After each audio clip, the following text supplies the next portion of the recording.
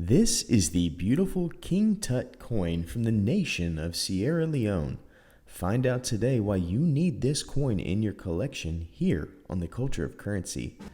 Welcome back to the Culture of Currency, the channel dedicated to cultivating the stories behind the silver and the culture behind the coins. Today we are highlighting a coin from the beautiful nation of Sierra Leone. This is the first coin I have from Sierra Leone, which means we get to dive into the history and culture of the nation so that we can assess the relevance of our coin today and see if there's a cultural significance to its people. Sierra Leone, as you can see here on this map, is thought to have been consistently inhabited for over 2,500 years, but more recently is one of three nations founded by former slaves, as British ships in 1807 began to deliver thousands of liberated Africans to Sierra Leone. The name Sierra Leone means Lioness Mountain, and though it is a very cool name, it should be noted that the indigenous lions have not been in this area for some time.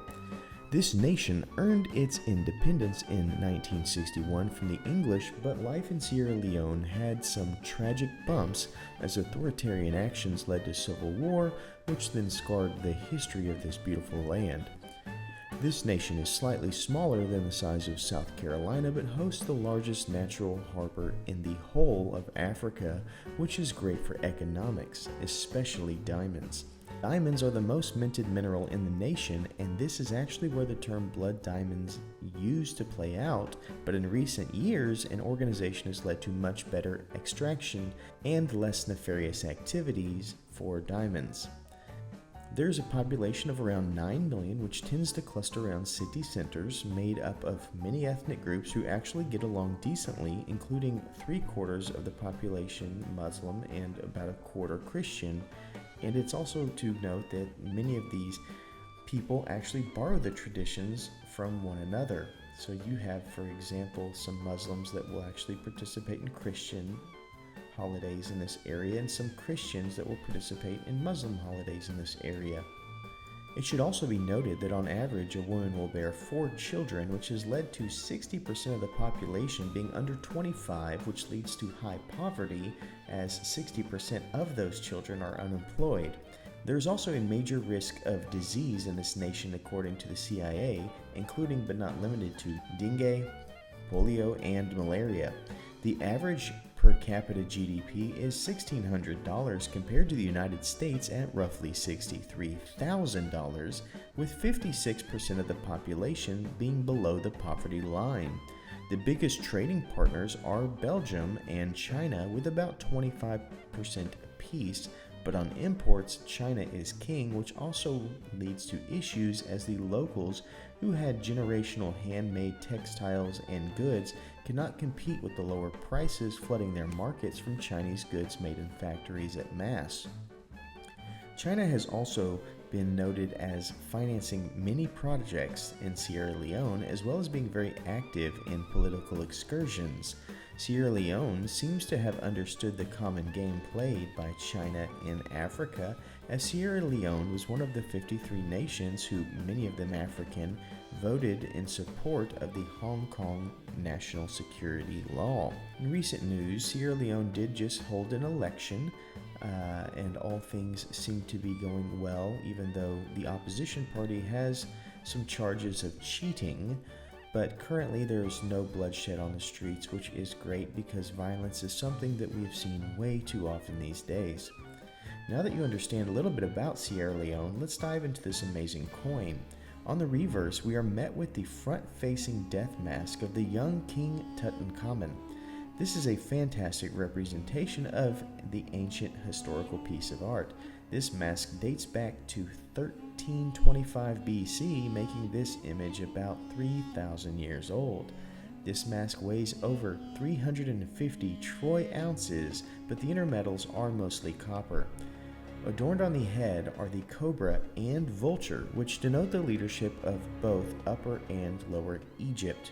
We also see a mint mark, which looks like the work of the Pobjoy Mint.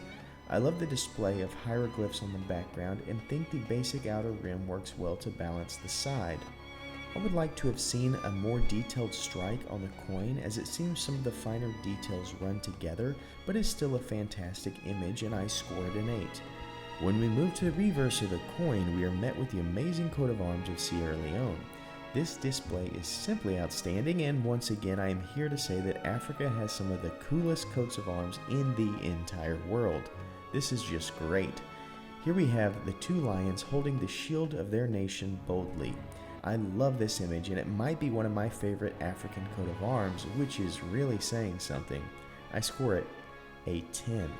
When it comes to mintage, this coin is listed as having a low mintage cap of 10,000, which is fantastic for future value, and scores a 9.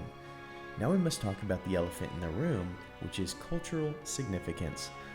Though the Egyptian Empire was vast and strong, it really did not spread to the areas of Western Africa that Sierra Leone is set. The Egyptian Empire carried through the south and east banks of the Mediterranean, but never went to the southwest reaches of the Sahara, though the Egyptian Empire did flow directly south. This being said, the Tut imagery is amazing and is African, but probably does not have much cultural significance to the people of Sierra Leone. This coat of arms is great, but the Tut is a little bit of a miss, so I scored a 7. When it comes to collectability, I think the theme is fantastic. I think an African nation is good to champion this design, but the hardship is the access. This is minted by the Pobjoy Mint on behalf of Sierra Leone, which is great, but it also does not have the strength of market share as, let's say, the Perth Mint or Royal Canadian Mint. This being said, I think the theme is highly collectible, as is the fit and finish, but the market shares keep it from being a top score, so I scored an 8. Our last area is uniqueness.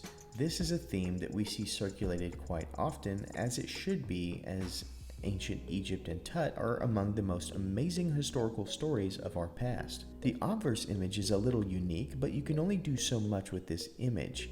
The Egyptian series does offer some more unique images, but this coin is not it. I score it, unfortunately, a low 4 for uniqueness, which brings us to our final thoughts and score.